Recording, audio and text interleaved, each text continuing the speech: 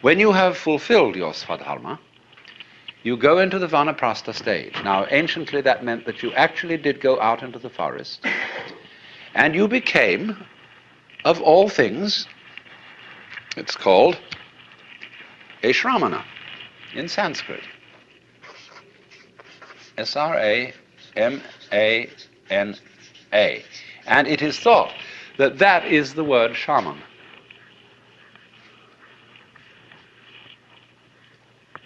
You see, what happens is this then, that an individual who all his life long has played the social game is then says, well, now I've done that. I've assumed this role, I've become identified with tinker, tailor, soldier, sailor, whatever it was. But now who am I? Really? In order to find that out, I have to go off by myself. Why? Because you have a role conception, a mask conception of yourself, because other people tell you who you are. We are constantly, in every social interchange, in the most common remarks, telling other people who they are. Everything leads up to that. The way I act towards you, the way you act towards me, tells me who I am and tells you who you are. For example, you come and sit here and listen to me talk. You are, by doing that, telling me I'm some kind of a teacher. And you're telling yourselves that you're some kind of students. And that's only one thing, you see, one little incident. In business, every day, in your housework and everything you do, everybody around you is telling you what you are and who you are by expecting certain behavior from you, which if you're a reasonable and socially inclined person, you perform, because that's what's expected of you. So you are told who you are. So when we'd had enough of that, you see. But no, let's not listen to all this anymore. That's why the Shramana, or the Vanaprastha, one of the first things he practices is silence. It's called Mauna, M-A-U-N-A. And he may take a vow not to speak for a month or a year. And after about a month of Mauna, you don't only stop talking, but you stop thinking in words. And that's a very curious experience when it happens, because all the senses take on a tremendous intensity. You see things which you've never seen before, because you stop codifying and classifying the world by thinking. Sunsets appear incredibly more vivid, and flowers are enchanting.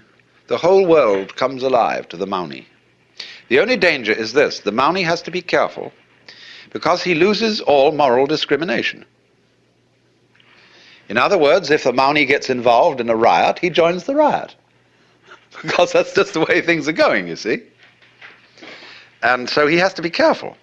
And that's why, in this state of Vanaprastha, the new man in the game will seek out a guru, a teacher, who has been through the whole discipline of yoga, or whatever it is, that is practiced by a Vanaprastha, and will help him out and see that he doesn't get into trouble.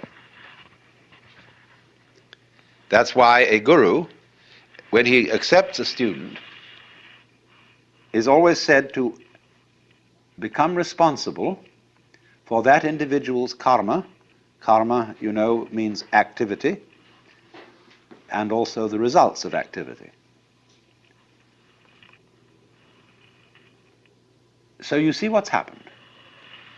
This man who goes into the Vanaprastha stage of life takes off every sign that would identify him as someone.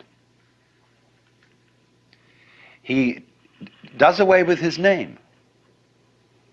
He does away with the usual clothes he would wear and puts on usually a yellow or some kind of a robe, or he may more often than that be really naked, and maybe have a loincloth or not even that. And often these people cover themselves with ashes, and their hair is matted, and they don't take care of themselves that way anymore because they're outside the pale. You see, they are outcasts, but they are upper outcasts. Below them are the lower outcasts, known as today the Harijan, the name that Gandhi gave them, the untouchables. And the untouchables were the aboriginal peoples of India.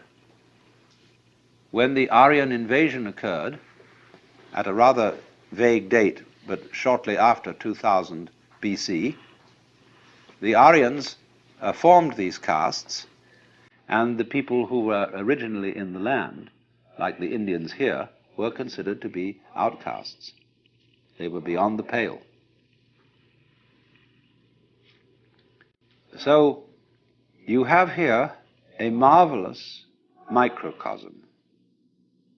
You have a political and social analog of the manifestation and withdrawal of the worlds, of the Lord playing the game, or the self playing the game of being all of us, and then as each individual reaches moksha, the self realizes in terms of an individual life that it is the self. So exactly in this way, the child, representing the self on the way in, comes into this world, plays around for a while. There are 4 castes, just as there are 4 yugas to the Kalpa cycle, you remember?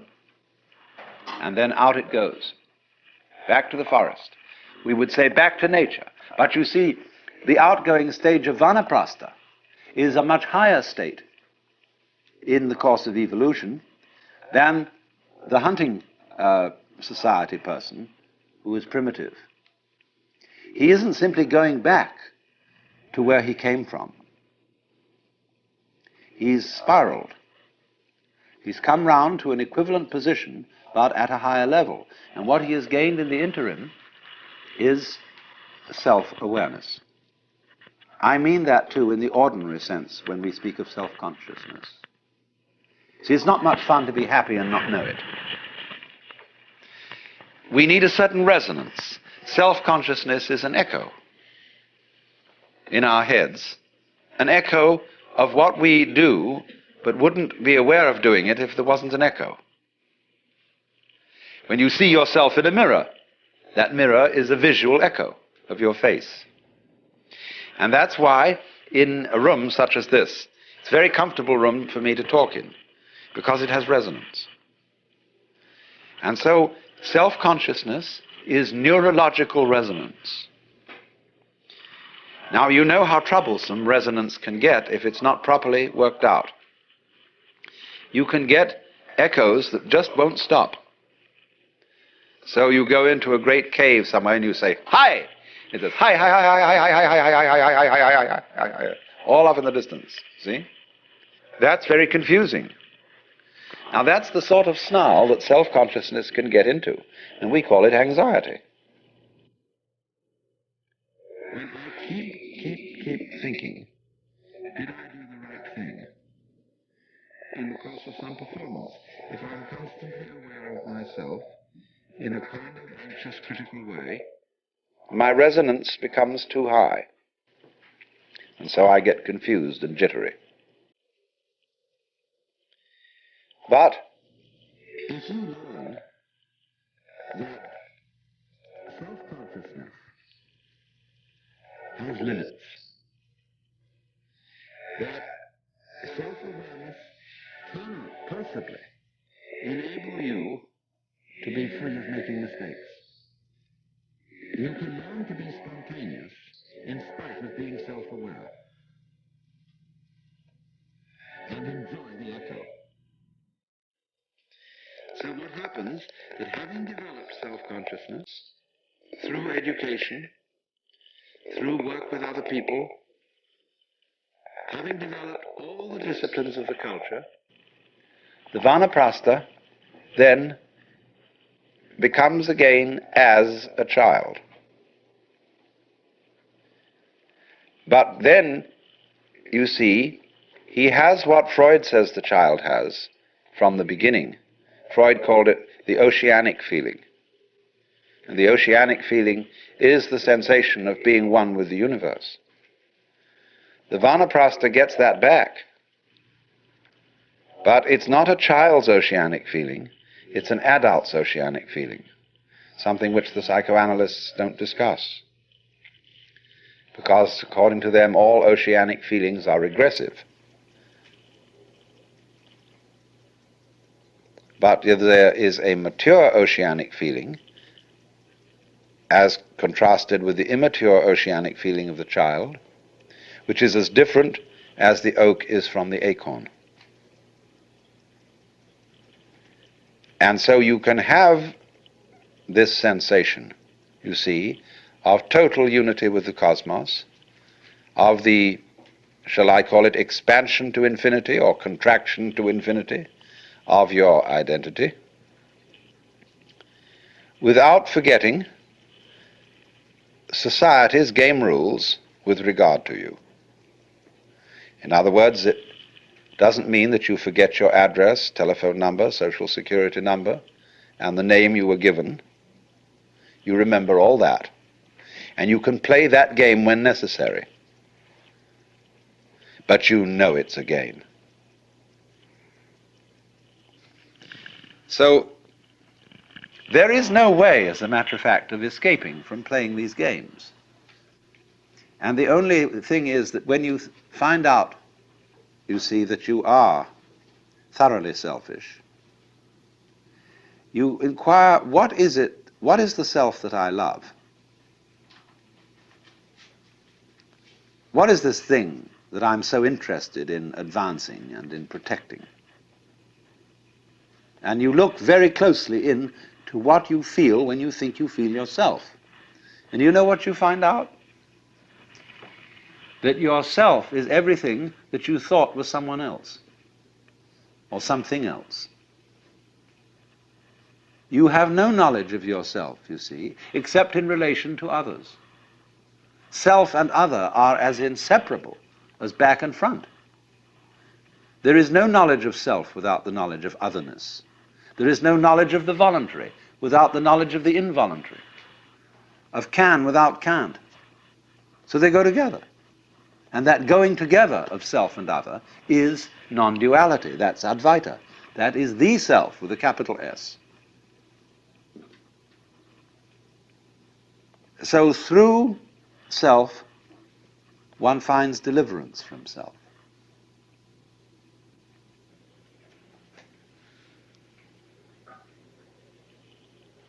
And so finally we come to the last consideration, which is the question, in what way and by what means can an individual who is under the impression that he is a separate individual, limited by and enclosed in his bag of skin, how can such a person effectively realize that he is deep down the universal self, the Brahman? This, of course, is a curious question. It proposes a journey to the place where you already are. Now, it's true that you may not know that you are there, but you are. And if you take a journey to the place where you are, you will visit many other places than the place where you are, and perhaps when you find through some long experience that all the places you go to are not the place you wanted to find, it may occur to you that you were already there in the beginning. And that is the Dharma, or method, as I translated that word, which all gurus, teachers of spiritual development, use fundamentally. They are all of them tricksters, but in the most beneficent sense of the word trickster. Why trickster? Because, do you know, it's terribly difficult, in fact it's impossible, to surprise yourself on purpose. And yet, to be surprised is a great thing. But you can't plan a surprise for yourself. Somebody else can do it for you. And that is why so often a guru or teacher is necessary in this process. But let me say right from the start that a guru, there are many kinds of gurus. First of all, among human gurus, there are square gurus and there are beat gurus. There are gurus like, well, let's say a great Zen master today. Let's take Oda Roshi at Daitokuji, who is a square guru and a very good one. But you go through regular channels. Then there is a guru like Mr. Gurdjieff, who is a rascal guru, who leads you in by means that are very, very strange indeed.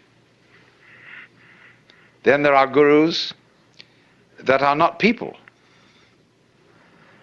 The gurus may be situations, a certain kind of problem or encounter. Even a book can to some extent be a guru. A friend can be a guru. I've often thought of writing a story about a man who is some sort of guru seeker and potential yogi, who goes one day into an automat and sits down at a table where there is another fellow, and he sort of thinks that this man looks wise, and he projects onto him the idea that he is a guru. And he says, "I feel there's something special about you." And the man says, "Oh, really? Really, actually, there's nothing special about me. I happen to be an insurance salesman." And this other fellow says, "Isn't that fascinating how modest he is?" And then I want to develop this story step by step. They keep meeting each other because they both eat at the same automat regularly for lunch.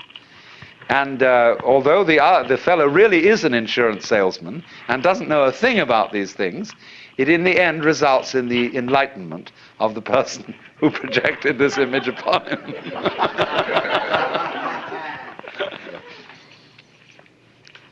So there are, as I say, many kinds of guru. But the problem of the guru is to show the inquirer in some effective way that he already has what he's looking for.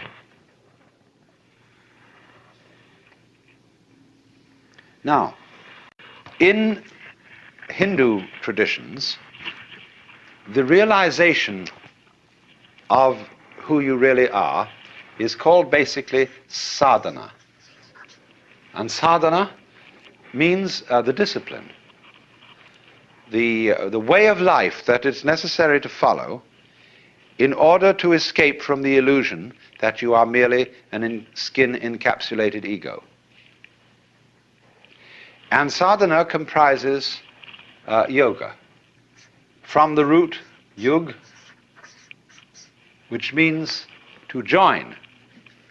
And so from that, in Latin, we get jungere, to join, and in English, junction, and also yoke. And junction is also the word union, you see. All this derives from the Sanskrit root, yug. A yoke is also a discipline. When you yoke oxen, that is a kind of a discipline. Now, strictly speaking, in the very strictest sense, yoga means the state of union, the state in which the individual self what is called the Jivatman. Jivatman is approximately translatable as ego. Jivatman finds that it is ultimately Atman, which equals Brahman, the Supreme Self. So yoga is the state. The strictest meaning of yoga is the state of union, and a yogi means one who has realized that union. But we find that the word is not normally used in that way, in that strict sense. Yoga, in the normal way of use, means the practice of meditation whereby one comes into the state of union, and the yogi means one who is a traveler, a seeker, who is on the way to that point. But again, strictly speaking, there is no method to arrive at the place where you are. And no amount of searching will uncover the self, because all searching implies the absence of the self, the big self, the self with a capital S. So that to seek it is to thrust it away, and to practice a discipline to attain it is to postpone realizing. There is a famous Zen story told of a monk who was sitting in meditation, and the master came along and said, "What are you doing?" He said, "I'm meditating to become a Buddha." Whereupon the master picked up a brick that was lying nearby and started polishing it, rubbing it. And the monk said, "What are you doing?" He said, "I'm rubbing this brick to make it a mirror." He said, "By no amount of rubbing could you ever make a brick into a mirror." The master replied, "By no amount of zazen could you become a Buddha." Zazen means sitting meditation. They react very badly to this story in modern-day Japan. Anyway, what is important, you see, quite radically here,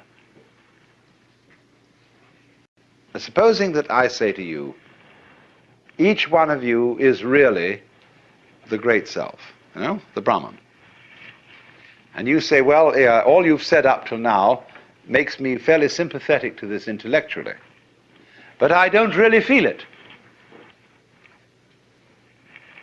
What must I do to feel it really? My answer to you is this. You ask me that question because you don't want to feel it really. You're frightened of it. And therefore, what you're going to do is you're going to get a method of practice so that you can put it off. So that I can say, well, I can be a long time on the way getting this thing. And then maybe I'll be worthy of it after I have suffered enough. See, because we are brought up in a social scheme whereby we have to deserve what we get.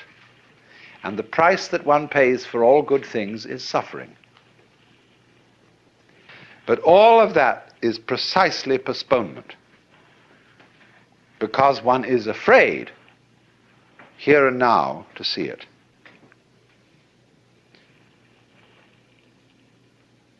If you had the nerve, real nerve, you would see it right away. Only that would be, when one feels you shouldn't have nerve like that. Why, that would be awful. That would be, that wouldn't do at all. Because after all, I'm supposed to be poor little me. And I'm not really much of a muchness. And I'm playing the role of being poor little me. And therefore, in order to be something great, like a Buddha or a Jivan Mukta, one liberated in this life, I ought to suffer for it. So you can suffer for it. There are all kinds of ways invented for you to do this. And you can discipline yourself, and you can gain control of your mind, and you can do all sorts of extraordinary things. I mean, you can drink water in through your rectum and do the most fantastic things. But that's just like being able to run the 100 yards in 9 seconds, or push a peanut up Mount Tamalpais with your nose, or any other kind of accomplishment you want to engage in. There's absolutely nothing to do with the realization of the self. The realization of the self fundamentally depends on coming off it. You know, the sort of, when we say to people who put on some kind of an act, we say, oh, come off it. And some people can come off it. They laugh and say they suddenly realize, you know, they were making fools of themselves, and they laugh at themselves and they come off it. So in exactly the same way, the guru, the teacher, is trying to make you come off it. Now, if he finds he can't make you come off it, he's going to put you through all these exercises, so that you'll, at the last time, when you've got enough discipline, and enough suffering, and enough frustration, you'll give it all up and realize you were there for the beginning and there was nothing to realize. But the guru is very clever. He says, all right, if this is the way you have to go, this is the way you have to go. You asked for it. You came to me, I didn't invite you, you see, the guru says. You came to me and said, I want to learn yoga. Well, he said, yoga is union. You're tattvamasi, you know, you're that. Well, no, you say, I'm sorry, I don't understand that, because I only get it intellectually, I don't feel it. Oh, he says, you're one of those. So I see, I've got to satisfy you. The customer is always right. No? I've got to give you all this work to do, because you can't see directly that this is so. But he's looking at you in a funny way, you see. The guru is always saying to you, you know, what are you doing? What's your game? Imagine, for example, a father confessor, and you feel terribly guilty that you've committed murders and robberies and adulteries and fornications and all kinds of arson and injury to people and financial shenanigans. And you go to this man and say, I am a terrible sinner. Oh, he says, really? He said, I have murdered somebody. He says, how many times? And you think, oh, good Lord, this man doesn't realize how awful I am. And you recite all these things. He's perfectly calm. And then you say to him, well, you don't seem to be very shocked. Well, he said, you haven't confessed any serious sins. He said, what do you mean by a serious sin? Well, he said, what do you think? Well, I don't know. I just feel wrong. I just feel there's something in the basis of me that tells me that I am not what I ought to be. Could it be that I'm spiritually proud? That I'm egocentric? He says, no, this is not. It's very usual. This is quite ordinary sin. But he says, you are guilty of something. Something really terrible. And what could that be? Well, I have no idea. Now he says, come on. Go deeper. What is the real sin you've committed? And you think, what, me? I, little me, could do something worse than murder, worse than spiritual pride? Just little me? I mean, I'm a reasonably well-intentioned person. What could that be? And he looks at you in a funny way. He says, you know. You know, it's a kind of a Kafkaesque situation where you're accused of a crime that's not specified, and yet the accuser says, you jolly well know what you've done. Of course, we can't mention it. Because, it's like those laws that are on the books in the state of California and several other states where people are accused of the abominable crime against nature. Nobody knows what it is. I mean, it can't be mentioned. It's too dreadful to be talked about. So this guy does the same thing, but it's in a different dimension. You've done it. Now what did you do? See, the real crime is that you won't admit you're God. That's false modesty. So the guru challenges, you see. He challenges you. If you raise the question, he doesn't go out and preach in the streets and say, come on everybody, you ought to be converted. He sits down under a tree and waits. And people start coming around and they offer him propositions. He answers back. And he challenges you in any way that he thinks is appropriate to your situation. Now, if you've got a thin shell and your mask is easily dispatched with, he simply uses what we might call an easy method. He says, listen, Shiva, come off it. Don't pretend you're this guy here. I know who you are. And the guy sort of twinkles a bit and says, well, I guess you're right. But the people aren't like that. They have very thick shells. And so he has to invent ways of cracking them. So here's how it goes. To understand yoga, you need to get hold of a good translation of Patanjali, the Yoga Sutra. I don't know which is the best translation. There are so many of them. It says, it starts out, now yoga is explained. First verse. And the commentators say now has a special meaning because it follows from something else that you're supposed to know beforehand. That you're supposed to be, in other words, a civilized human being before you start out on yoga. We don't teach yoga to baboons. And so you're supposed to have been disciplined in artha, kama, and dharma.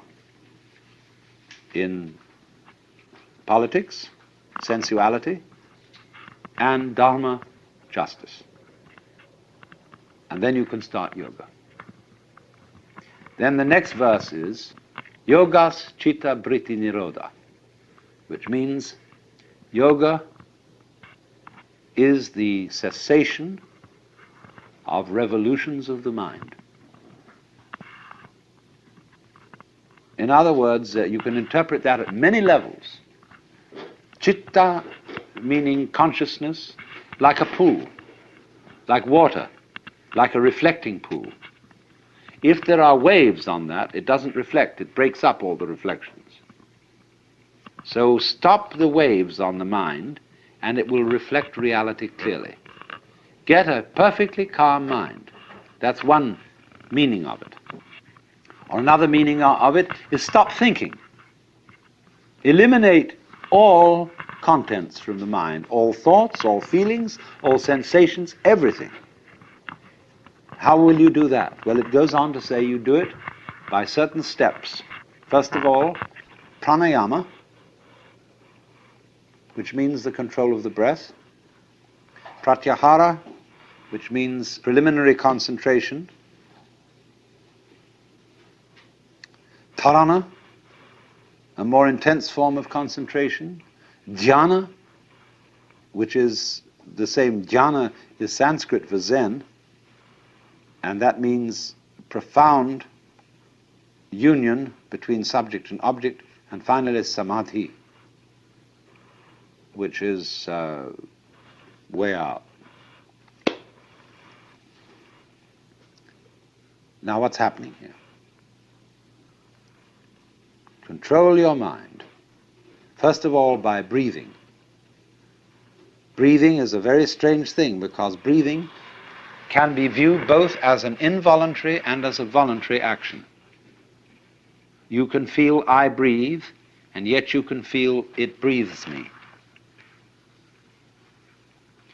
And they have all sorts of fancy breathing ways in yoga. They're very amusing to practice because you can get very high on them. So they set you at these tricks. And of course, if you are bright, you may begin to realize some things at that point. If you're not very bright, then you'll have to go on. And so next they really get to work on concentration. Concentrate the mind on one point. Now this can be an absolutely fascinating undertaking. I suggest that you try it this way if you want to make experiments. Select a highlight on some bright, some polished surface, copper or glass or something, where there's a little tiny reflection, say of a candle or an electric light bulb. Look at it and put your eyes out of focus so that the bright spot appears to be fuzzy. A fuzzy circle. Now look very carefully at the design in the fuzzy circle and see if you can make it out. There is a definite pattern of blur, and you can have a wonderful time looking at that. Then go back, get your eyes into focus, and look at intense light. And you can go into it, and into it, and into it. Like you're falling down a funnel. And at the end of that funnel is this intense light. And go down, go in. It's the most thrilling experience. Then suddenly the guru wakes you up and says, "What are you doing that for?" Well, because I want realization. Why? Because we live in a world of, if we identify ourselves with the ego, we get into trouble, we suffer, we're in a mess. He says, "Are you afraid of that?" Yes. So then all that you're doing to practice yoga is based on fear. You're just escaping, you're running away. How do you think you can get realization through fear? Now, there's one to think about. So you think, well, now I've got to go on with my yoga practice, my concentrations, my exercises, but not for a fearful motive. And you know that guru, he's watching you, and he's a very, very sensitive man, and he knows when you're doing, always knows what your motive is. So he puts you onto the kick of getting a pure motive. And that means very deep control of the emotions. I mustn't have impure thoughts. All right, so you go along and you manage to repress as many impure thoughts as possible, and then one day he asks you, why are you repressing these thoughts? What's your motive for trying to have a pure mind? And you find out that you had an impure motive for trying to have a pure mind. That you did it for the same old reason you started out the thing in the beginning, because you were afraid, because you wanted to get one up on the universe. And so eventually you find out, you see, that your mind is what is called in Sanskrit muda, which means crazy. Because it can only go in vicious circles. Everything it does to get out of a trap puts it more securely in the trap. Every step in the direction of liberation is a new tie-up. So that you started, with molasses in one hand and feathers in the other. That was the original situation of man. The guru made you put them together. See, like that. And said, now pick the feathers off. And the more it is, the more of a mess the whole thing gets. So you get involved and involved and involved by this process. And he, in the meantime, you see, has been telling you, yes, you made a little attainment today, but it was only the 8th stage, and there are 64 altogether. And you've got to get to that, the 64th stage. And he knows how to spin it out and drag it all out, because you are ever hopeful that you'll get that thing, just as you might win a prize or win a special job or a great distinction and be somebody. That's the motivation all along, only it's very spiritual here. It's not for worldly recognition. You want to be recognized by the gods and the angels. But it's the same story on a higher level. So he keeps holding out these baits. And as long as the pupil falls for them, he holds out more baits. Until after a while, the pupil gets the realization that what he's doing is running faster and faster in a squirrel cage. That he's making an enormous amount of progress and getting nowhere. Like in Alice Through the Looking Glass, when the Queen says, "Here you have to run faster and faster to stay where you are." And so he impresses this upon you by these methods very thoroughly. And at last you find out that you, as an ego, as what you ordinarily call your mind, are a mess. That you just can't do this thing. You can't do it by any of the means that have been held out to you. You can concentrate, yes, you've acquired a considerable power of concentration by doing all this, but you find you're doing it for the wrong reason. And there's no way of doing it for the right reason. See, Krishnamurti does this. He's a very, very clever guru. Krishnamurti says to people, now look, there is nothing you can do to be liberated, because all your efforts in the direction of liberation are phony.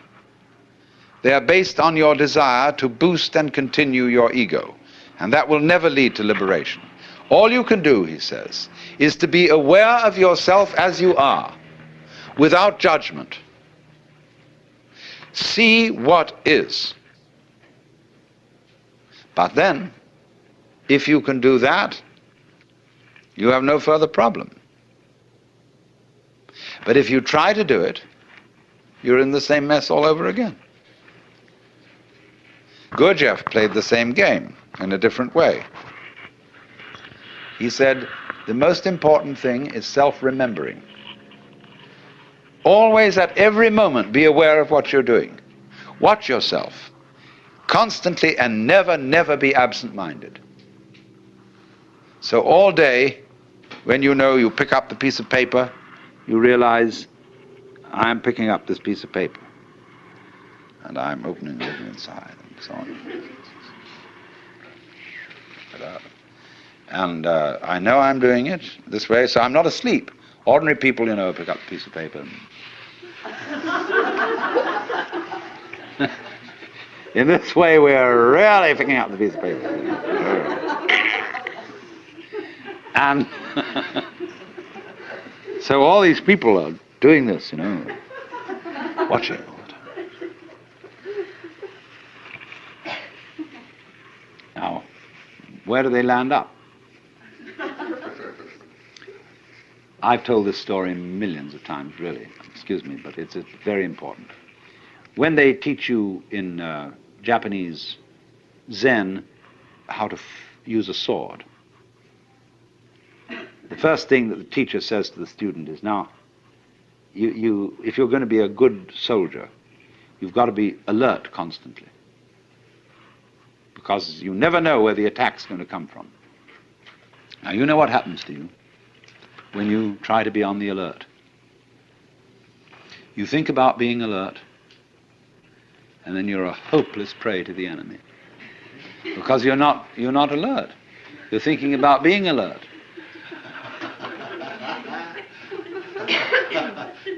You must be simply awake and relaxed. And then all your nerve ends are working, and wherever the attack comes from, you're ready. They liken this to a barrel of water. The water is just sitting there in the barrel. But the minute you make a hole in the barrel, the water immediately is ready to come out of that hole. So in the same way, the mind, when it is in the proper state, is ready to respond in any direction from which the attack may come. So this man is no longer alert in the sense of taut and anxious. Which way is it going to go? See? He's just sitting there, like a cat sits there. And the minute anything happens, it's right there. Because it didn't have to overcome any set in a direction opposite to that from which the attack comes. If you're set for the attack to come from there, and it comes from here, you have to pull back from there and go there, but that's too late. So you sit in the middle. And you don't expect the attack from any particular direction. So in the same way, all this applies to yoga. You can be watchful, you can be concentrated, you can be alert. But all that will ever teach you is what not to do. How not to use the mind. Because it'll get you into deeper and deeper and deeper binds. You have to let it happen. Just like you have to let yourself go to sleep. You can't try to go to sleep. You have to let yourself digest your food. You can't try to digest it.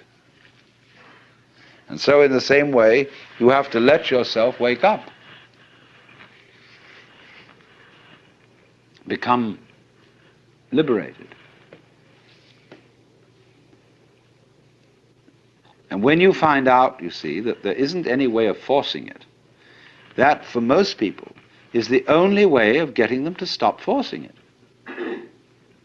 Because they won't believe when you tell them in the first instance, you've got to do this without forcing it. They'll say, well, it won't work, it won't happen. Because I'm very unevolved. I'm just an ordinary human being. I'm just poor little me. And if I don't force it, nothing will happen. I have people who think that if they don't struggle and strain, they won't have a bowel movement. Or whatever it is. They think they've got to do that work in order to make it happen. In other words, all that is based on lack of faith, not trusting life. And to get people to trust life who don't trust it, you have to trick them. They won't jump into the water, so you have to throw them in. And if they are very unwilling to be thrown in, they're going to take diving lessons, you see, in which they're going to go all through, they're going to read books about diving. They're going to do all the preliminary exercises for diving. They're going to stand on the edge of the diving board and inquire whether there's the right posture until somebody comes up beside and kicks them in the butt. And they're in the water. And it's also with this. It really is. So now the most amazing gamesmanship goes on in the whole domain of yoga and spiritual practice. You would be astounded. So, I mean, one of the games in all this is to find a little flaw in you, see? Everybody has a place where they can be jiggled a bit. Something they're a bit ashamed of, and so they think, does this person really know my secret? He's not saying anything because he's polite, but does he really see through me and know that somewhere are the awful awfuls and that I'm a little bit upsettable? This is all part of religious competition.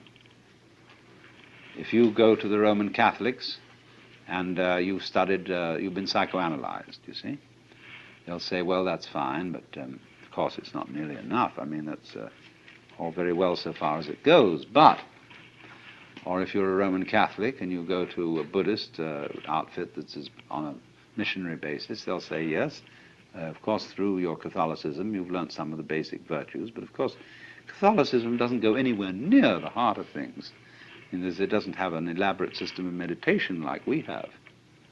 Then you go over to the Hindu school, and they say, yes, the Buddhists go to a certain point. They do attain a very, very high stage of realization, but there is nevertheless something higher than that, which they don't quite get. And you'll find this all round the world. Everybody claiming to have that little special extra essence which the others don't have. Now, why are they doing that? Are they all frauds? Are they all out to get you into their society? Sometimes, yes. But sometimes they're trying to see whether you fall for this, testing you out. This is upaya, skillful method. And if you become falling for that little extra special thing that's just supposed to be around the corner, no? Then they've got you. Or rather, you've got yourself in the mix. And you have to work at that and work at that and work at that until you find out that you were being made a monkey of. But you were being made a monkey of because you could be made a monkey of. You hadn't really arrived where you are. You didn't have the nerve to be you. That is to say, to be the self. And so you had always to feel that there was something beyond that, the stage higher. See? So that's why, for example, Masonry is such a success. It has 33 degrees. And you know, you can go up that ladder and get higher and higher status. The more degrees, the merrier. There have been things that have invented hundreds of degrees, and they're an immense success. Because you can postpone it longer and longer, like Achilles overtaking the tortoise. He doesn't overtake it in the problem because we keep dividing and dividing the space between Achilles and the tortoise as he approaches the tortoise. What delays Achilles overtaking the tortoise is not Achilles, but our calculations about how he approaches it. We make the calculations more and more complicated as he gets nearer and nearer to the tortoise. It's only the calculations that put it off. Achilles, in fact, runs right by. So in the same way, you can calculate yourself out of liberation. You can put it off indefinitely by inventing new degrees and new stages. But actually, when you get it, you don't get it. You suddenly see it. It happens instantly. It happens instantly whether you put in 30 years practice or whether you put in 3 minutes. It's the same. Suddenly it dawns on you that that's the way things are. Tattvamasi. Medieval society in the West, comparable to Hindu society, allowed people to check out of the game. It revered and encouraged hermits, monks, nuns, of various types of discipline. There's this difference, you see, for the West and India. You couldn't join the Brahmana caste, the priest caste, from some other caste. But in the European caste system, by becoming a priest or a cleric of any kind, you see, a cleric means simply a literate person. You could familiarize with any other caste once you're in that one. And so it was a wonderful way of rising in society.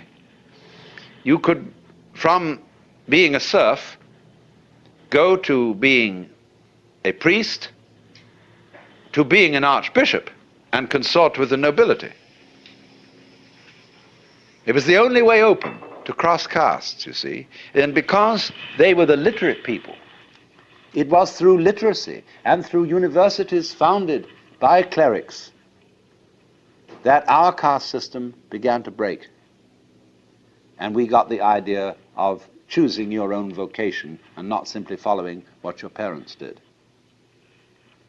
Now I want to make an observation here about checking out of the game. This is not encouraged in contemporary society. Because the Catholic Church and the Episcopalian Church are very powerful minorities, they can still support monasteries and even hermits. But you can't be one on your own without great difficulty. Firstly, because you're a poor consumer. See, around here we have a number of hermits. There's a guy out there building that boat, and he's essentially a non-joiner, a poor consumer, and the community, they live a lot along here, and they're not working class people. They are people who dropped out of college because they saw it was stupid. And they're that sort of people. We would call them perhaps beatniks. But you see, the city doesn't like it because they aren't owning the right sort of cars, and therefore the local car salesman isn't doing business through them. They don't have lawns, and so nobody can sell them lawnmowers. They hardly use dishwashers, appliances of that kind. They don't need them. And also they wear blue jeans and things like that, and so the local dress shops feel a bit put out having these people around. And they live very simply. Well, you mustn't do that. You've got to live in a complicated way. You've got to have the kind of car, that identifies you as a person of substance and status and all that. So there's a great problem here in our society. Now, why is there this problem? There's always a very inconsiderable minority of these non-joiners or people who check out of the game. But you will find that insecure societies are the most intolerant of those who are non-joiners. They are so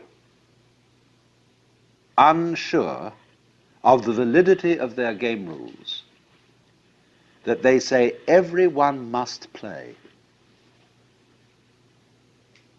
Now that's a double bind. You can't say to a person, you must play, because what you're saying is you are required to do something which will be acceptable only if you do it voluntarily. You see? So everyone must play is the rule in the United States. And it's the rule in almost all Republican governments.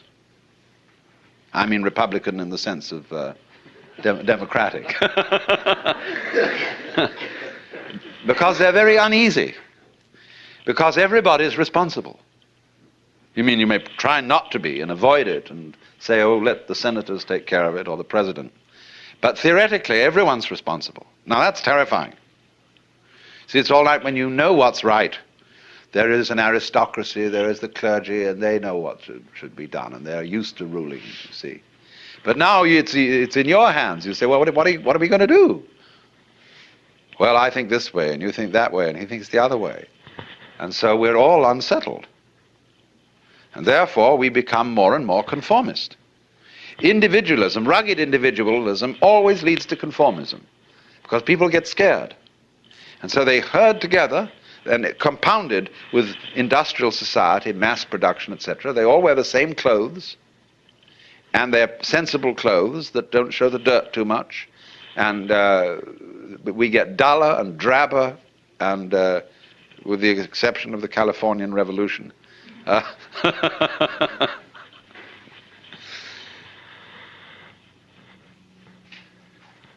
So the reason for this is, in a way, that democracy as we have tried it started out on the wrong foot. You see, in the scriptures, the Christian scriptures, it says everybody is equal in the sight of God. Now that's a mystical utterance. That means that from the standpoint of God, all people are divine and are playing their true function. And that is something that is true on a certain plane of consciousness. But come down a step and try to apply the mystical insight in the practical affairs of everyday life, and what do you get? You get a parody of mysticism. You get the idea not that everybody is equal in the sight of God, but that all people are equally inferior. And that's why all bureaucracies are rude, why the police are rude, and why you're made to wait in lines and are obstreperous income tax individuals and all that sort of person. Because everybody's a crook. Everybody's equally inferior. See, that becomes the parody of democracy. And that kind of society, watch out for it. It turns in a quick click into fascism because of its terror of the outsider. Now, a free and easy society loves outsiders. In fact, it's a little bad for the outsider's integrity because he becomes a holy man, see? And people make salams and give him food and all that. They really take care of the outsider because they know that man is doing for us what we haven't got the guts to do. That outsider who lives up there in the mountain is at the highest peak of human evolution. His consciousness is one with the divine. And great, just there is someone like that around. It makes you feel a little better. He is realized. He knows what it's all about. And so we need a number of those people. Even though they don't join our game, they tell us, you see, what you're doing is only a game. It's okay, I'm not going to condemn you, but it is only a game, and we up on that mountaintop are watching you. We love you. We have compassion for you. And but excuse, please, we aren't going to join. So that gives the community great strength, because it tells the government in no uncertain terms that there's something more than government. That's why wise kings kept not only priests, but court fools.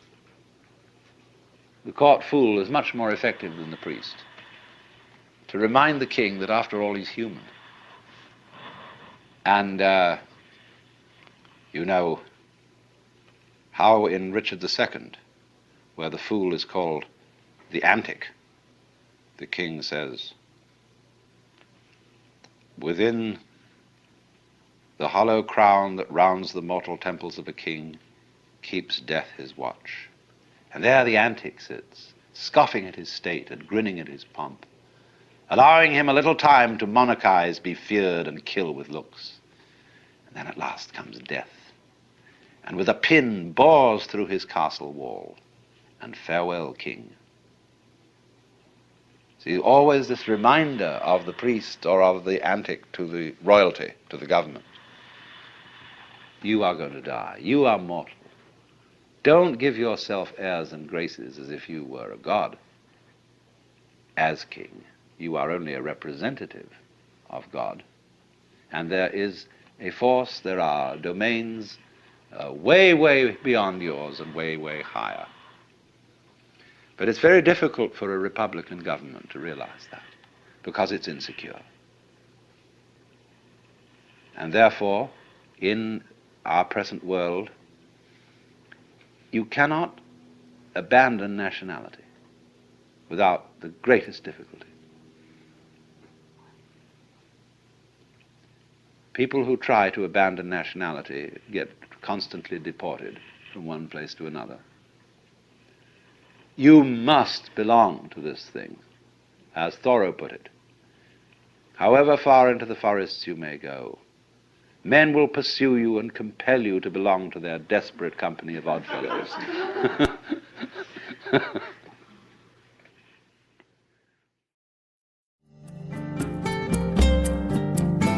This concludes Session 10 of Out of Your Mind, Essential Listening from the Alan Watts Audio Archives. Our program continues with Session 11.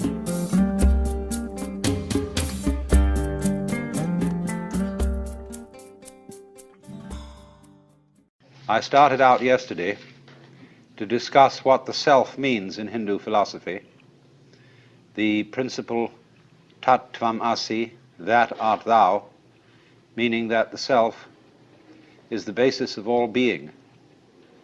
And being is not something into which we come, but out of which we proceed. In popular language, we say, I came into this world, as if you came from somewhere else altogether, from outside. But you don't. You come out of this world, just in the same way as the leaves come from the tree. And so in that way you are an expression of it, and the self meaning itself, self meaning identity, self meaning basis, ground, is what everybody fundamentally is. Then I went on to discuss the world as the self in the sense of the cosmos as the self, the great cycles of time in which, according to Hindu philosophy and mythology, the world is manifested and then again withdrawn. And now I want to go on to discuss the human world as the self. Well, now, there have in the known history of mankind been about 3 types of culture. We'll call them hunting cultures, agrarian cultures, and industrial cultures. The hunting culture seems to have been the earliest. And agrarian cultures arose when hunters learned to farm and therefore had to settle in certain places. And it was then that men built cities.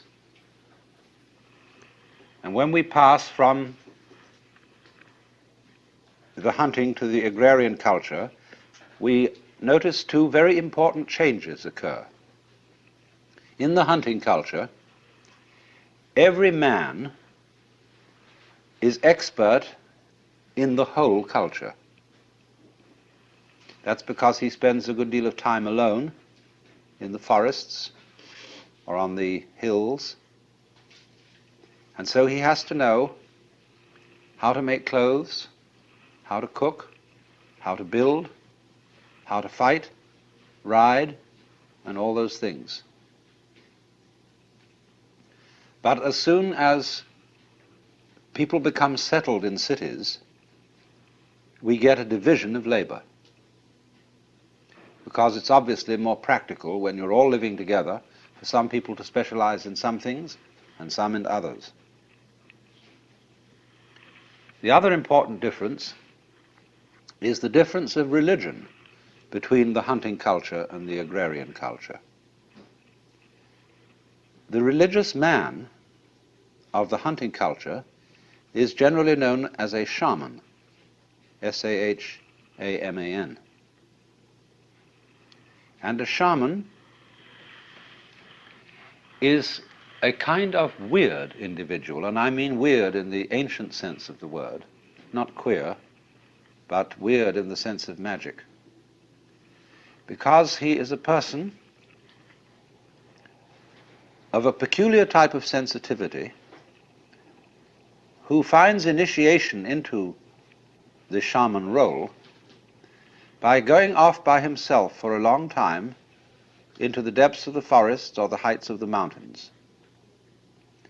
And in that isolation, he comes in touch with a domain of consciousness which is known by all sorts of names: the spirit world, the ancestors, the gods, or whatever. And his knowledge of that world is supposed to give him a peculiar powers of healing, of prophecy, of magic in general. The thing that you must note, though, about a shaman is that his initiation is found by himself. He does not receive initiation from an order or a guru. On the other hand, the religious man of the agrarian community is a priest. And a priest is almost invariably an ordained person. He receives his power from a community of priests or from a guru. In other words, from tradition. Tradition is all important in the agrarian community. Now then, reasonably enough, the first communities are stockaded enclosures. They are made of palings. And so we speak of people being within the pale and beyond the pale. And because the word paling we still use in fencing, and you know that the Spanish for a tree is palo. So here is a primitive stockaded community.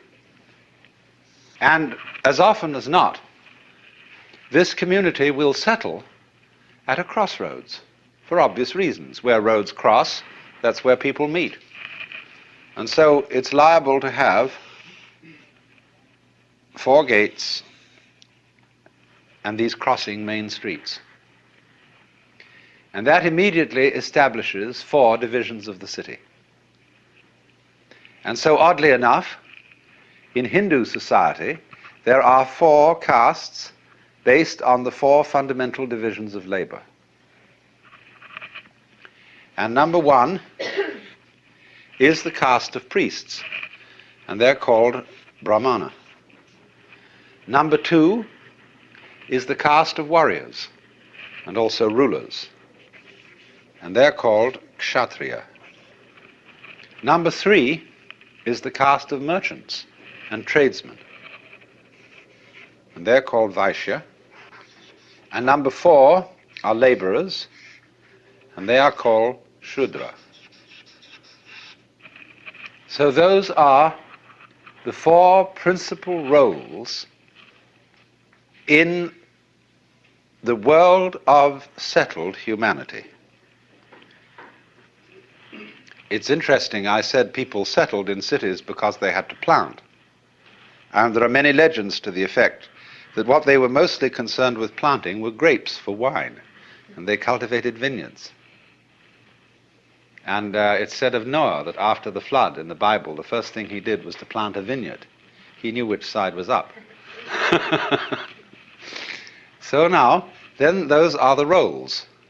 Those are, you might say, masks, as it were, of the Brahman in this game called the social game.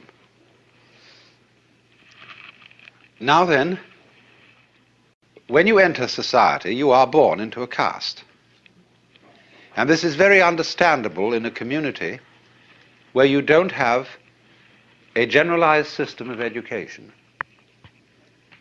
You don't go to school, and therefore you learn what to do in life from your parents and your family. So if you grow up as a carpenter's son, it never occurs to you to do anything else but carpentry. Why would you? You might become a better carpenter than your father, but still that would be the natural thing to do. It's only when one is exposed to school and then people begin to talk about, well, what do you want to be in life? That people get the idea that they might be anything. So if this sort of way of life is natural to you, you don't find it particularly objectionable. Of course, all kinds of weird complications and rituals and prohibitions grow up in the course of time that can make this system very cumbersome, as it has been until quite recently in India. Then what happens is this. You go through an evolution in your development in this community, which has first of all the stage called brahmacharya, studentship or apprenticeship. After that you enter the stage of grihastha, meaning householder. And a householder has 2 duties. One is called artha, A-R-T-H-A, and the other kama, K-A-M-A. Artha means the duties of citizenship, partaking in the political life of the community.